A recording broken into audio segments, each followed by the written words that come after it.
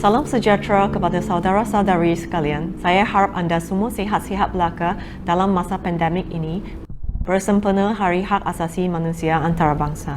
Saya ingin membawa perhatian saudara-saudari kepada satu isu hak asasi manusia yang mewajarkan perhatian kita semua di dunia ini. Sebelum saya teruskan, mari kita selami sejarah Hari Hak Asasi Manusia Antarabangsa. Hari Hak Asasi Manusia diperhatikan pada 10 Disember setiap tahun di seluruh dunia. Tarikh tersebut dipilih untuk memperingatkan penerapan dan pengisytiharaan makluman Deklarasi Hak Asasi Manusia Sejagat Universal Declaration of Human Rights UDHR oleh Perhimpunan Agung Pertubuhan Bangsa-Bangsa Bersatu United Nations General Assembly pada 10 Disember 1948. Ini adalah perisytiharaan hak asasi manusia global yang pertama dan merupakan salah satu pencapaian besar pertama Pertubuhan Bangsa-Bangsa Bersatu yang baru. Deklarasi Hak Asasi Manusia Sejagat menegakkan hak dan kebebasan asasi yang dikurniakan kepada setiap individu atas dasar sebagai manusia. Semua manusia dilahirkan bebas dan sama rata dari segi kemuliaan dan hak-hak dan adalah terlindung dari diskriminasi, gangguan privasi sewenang-wenangnya, keluarga dan rumah, tangkapan dan tahanan sewenang-wenangnya, penyiksaan dan layaran buruk. Setiap orang juga mempunyai hak untuk kebebasan bersuara, berpersatuan, berhimpun secara aman, beragamaan dan pergerakan. Walaupun deklarasi ini yang mengandungi hak-hak politik, awam, ekonomi, sosial dan kebudayaan bukanlah satu dokumen yang mengikat. Ia telah mengilhami lebih dari 60 instrumen hak asasi manusia yang kesemuanya terjumlah kepada standard hak asasi manusia antarabangsa.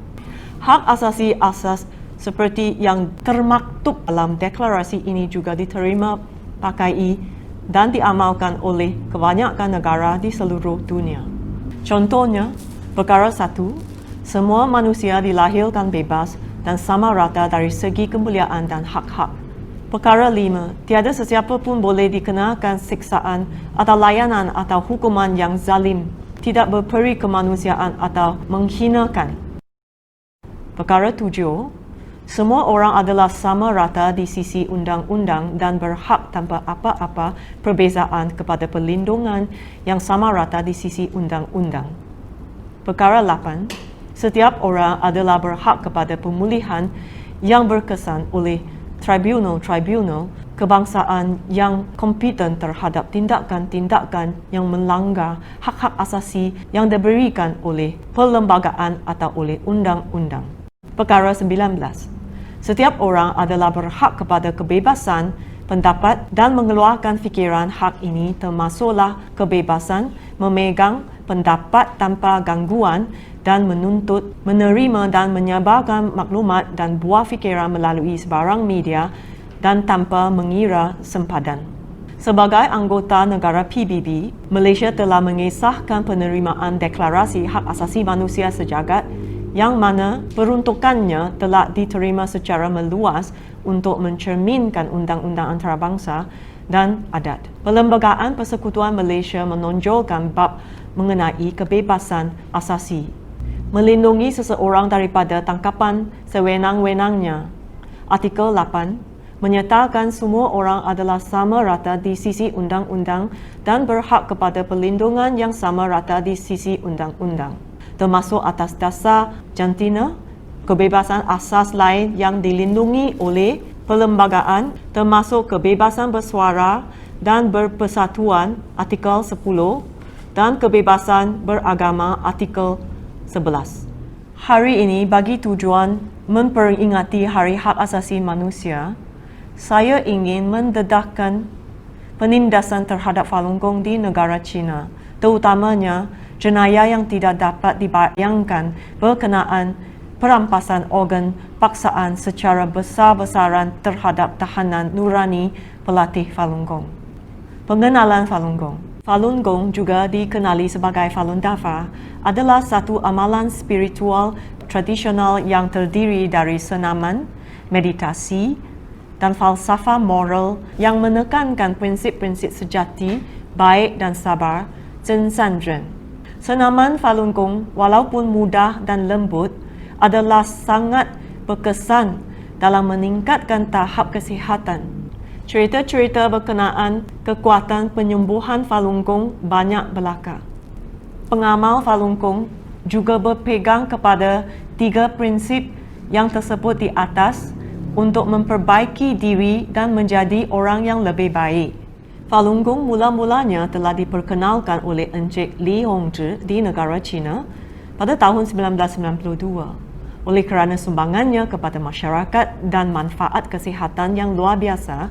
Pada tahun 1998, lebih kurang 70 hingga 100 juta orang telah berlatih Falun Gong dan jumlahnya meningkat ribuan setiap hari menurut anggaran kerajaan negara China. Di Malaysia, terdapat ribuan orang dari semua lapisan masyarakat yang telah berlatih Falun Gong. Sebahagian daripada mereka telah berlatih Falun Gong seawal-awalnya sejak tahun 1996. Sejak berlatih Falun Gong, kebanyakan mereka telah mengalami peningkatan dari segi kesihatan dan tahap tenaga dalam kehidupan seharian. Hari ini lebih dari 100 juta orang dari berbilang kaum dan semua lapisan masyarakat di lebih daripada 120 buah negara termasuk Hong Kong dan Macau yang merupakan sebahagian daripada negara China di bawah sistem satu negara dua telah berlatih Falun Gong. Falun Gong telah menerima lebih dari 3,000 sijil penghargaan, award, sokongan usul serta surat sokongan dari pengawal kerajaan serta berbagai organisasi. Ramai yang berlatih Falun Gong telah menjadi penerima anugerah perkhidmatan di komuniti dan di tempat kerja mereka. Penindasan terhadap Falun Gong, isu hak asasi manusia.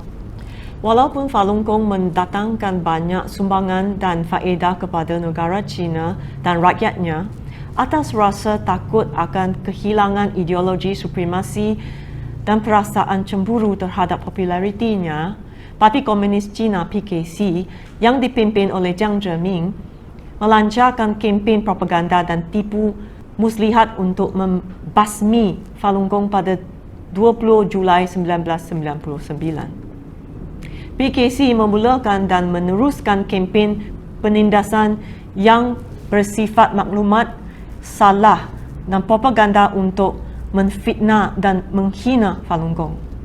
Kebanyakan tuduhan yang dilemparkan terhadap Falun Gong adalah tidak benar, mengelirukan, tidak disokong dengan bukti atau tidak berasas semata-matanya.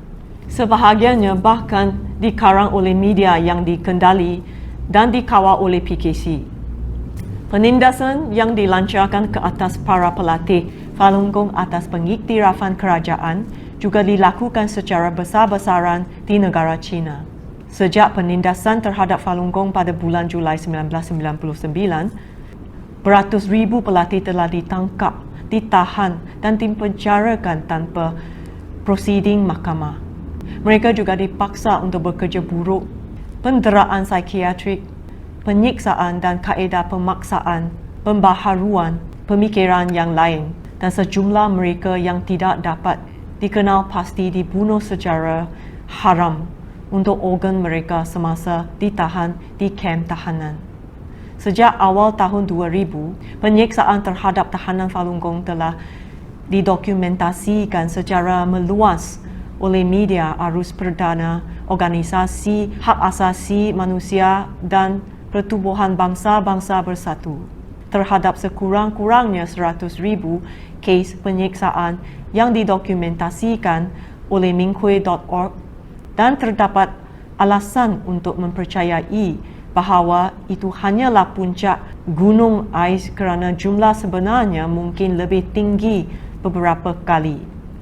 Beberapa ahli penyelidik, terutamanya David Matas, peguam hak asasi manusia yang terkenal dengan karyanya yang berkaitan dengan Holocaust. David Kilgour, ahli Parlimen Negara Kanada yang berkhidmat paling lama dalam bekas setiausaha negara untuk Asia Pasifik, dan Ethan Goodman, bekas ahli Yayasan Pertahanan Demokrasi Foundation of Defense of Democracies yang menyiasat pengawasan dan perampasan organ di negara China telah memulakan siasatan sendiri ke atas aligasi-aligasi berkenaan perampasan organ dari pelatih Falun Gong pada tahun 2006. Menurut penemuan, mereka menganggarkan bahawa puluhan ribu tahanan nurani Falun Gong telah dibunuh untuk membekalkan kepada perdagangan organ manusia dan mayat, dan penyalahgunaan sebagai mungkin masih berterusan sehingga hari ini, tetapi dengan cara yang lebih terlindung. Kesimpulan ini adalah berdasarkan gabungan analisasi statistik, temu ramah dengan bekas tahanan, pihak berkuasa berubatan dan ejen keselamatan awam, dan keterangan mengikut keadaan seperti sebilangan besar tahanan Falun Gong yang hilang di negara China dan jumlah pemindahan organ yang tidak masuk akal yang dilapor oleh hospital-hospital yang terlibat dalam kegiatan haram dan tidak berperi kemanusiaan ini. Setakat hari ini, sekurang-kurangnya 4,594 pelatih Falun Gong disahkan meninggal dunia dalam penindasan ke atas Falun Gong. Ini adalah angka kematian yang telah dilaporkan dan dikenal pasti.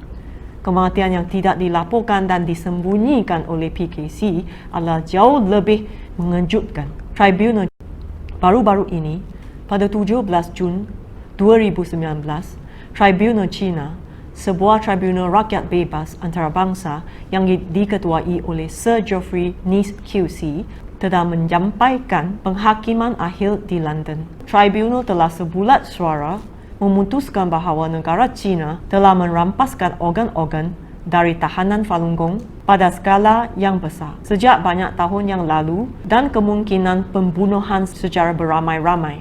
Penghakiman akhir memutuskan bahawa perampasan organ telah dilakukan selama bertahun-tahun di seluruh negara China pada skala yang besar dan pelatih Falun Gong telah menjadi salah satu dan mungkin yang utama sumber bekalan organ. Penindasan berserta dengan ujian perubatan terhadap kaum Uyghur adalah lebih terkini dan mungkin bukti perampasan organ ke atas kumpulan ini akan tertimbul pada masa akan datang. Tribunal mendapati bahawa tiada bukti yang menunjukkan infrastruktur penting yang berkaitan dengan industri pemindahan organ di China telah dihapuskan. Ekoran ketiadaan penjelasan yang memuaskan tentang sumber organ yang sedia ada, tribunal menyimpulkan bahawa perampasan organ masih berterusan sehingga hari ini.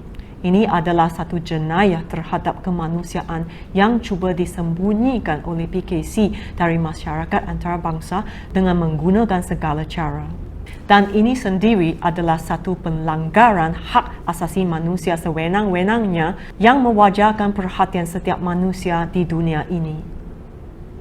Isu hak asasi manusia tidak dilaporkan walau apa jua pun ia adalah agak mengecewakan dan mengganggukan apabila isu penindasan terhadap pelatih Falun Gong di negara China hanya menerima sikit jika tidak liputan media dari media arus perdana di Malaysia. Sehingga hari ini, sebahagian media arus perdana di Malaysia tetap masih melaporkan berita palsu yang berkaitan dengan Falun Gong dengan hanya menerbitkan informasi palsu yang dikeluarkan oleh PKC semata-matanya. Sebenarnya, semua informasi palsu ini adalah karangan PKC sendiri dengan motif untuk menyamakan jenayah yang telah mereka lakukan. Kebanyakan media telah bertindak sebagai rakan sejenayah kepada PKC. Ada yang sedar, ada yang tidak. Ia adalah menyedihkan untuk melihat sebahagian media enggan mengakui kebenaran di sebalik jenayah terhadap kemanusiaan ini atas rasa takut perasaan PKC. Bukti ini baik lisan maupun dokumentari adalah begitu banyak. Namun, ia hanya menerima perhatian yang amat sikit dari media dan orang ramai. Kesunyaan majoriti pada hakikatnya secara langsung atau tidak telah membenarkan jenayah ini berlaku sewenang-wenangnya ini untuk menghakis nilai nyawa manusia yang dikurniakan oleh pencipta kita Kesimpulan, berdasarkan isu yang dibangkitkan di atas dan bersempena dengan Hari Hak Asasi Manusia tahun 2020, saya bagi pihak pelatih Falun Gong di seluruh dunia, khususnya Malaysia, dengan ini menyeru saudara-saudari sekalian untuk memberi perhatian ke atas isu pelanggaran hak asasi manusia yang sewenang-wenangnya ini dan membuat keputusan moral anda sendiri tanpa dipengaruhi oleh orang lain.